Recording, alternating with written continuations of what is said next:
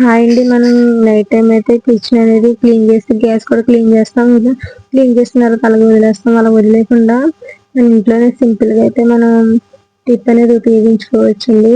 కొంచెం పసుపు అనేది తీసుకొని గ్యాస్ పైన అలా వేసిన తర్వాత ఒక బౌల్ అనేది తీసుకుని అందులో కొన్ని వాటర్ అనేది యాడ్ చేసుకోవాలి. వాటర్ వేసుకున్న తర్వాత కర్పూరం బిళ్ళలు ఉంటాయి కదండి, కర్పూరం బిళ్ళని పౌడర్ చేసి అలాగే కొంచెం పసుపు కూడా తీసుకోవాలి. కొంచెం పసుపు అనేది తీసుకుని వాటర్లోకి బాగా కలపాలండి. కలిపిన తర్వాత ఒక క్లాత్ అనేది తీసుకొని అందుట్లో అయితే మనం ఉంచింది ఆ వాటర్ తోటి గ్యాస్ స్టవ్ మీద అలా కడగాలండి.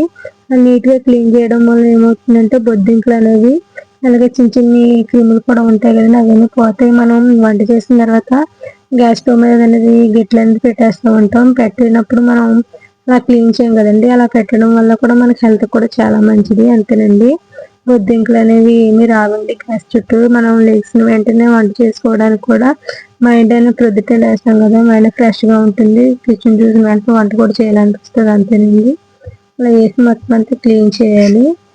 క్లీన్ చేస్తే మనకి నీట్గా ఉంటుంది, జిడ్డు కూడా పోతుందండి. అంతేనండి, అలా నీట్గా క్లీన్ చేసుకోవడమే. మళ్ళీ వాటర్లో క్లాత్ అనేది ముంచి క్లీన్ చేసుకోవచ్చు. నచ్చితే లైక్ చేయండి, షేర్ చేయండి, చాలా మందికి ఉపయోగపడుతుంది.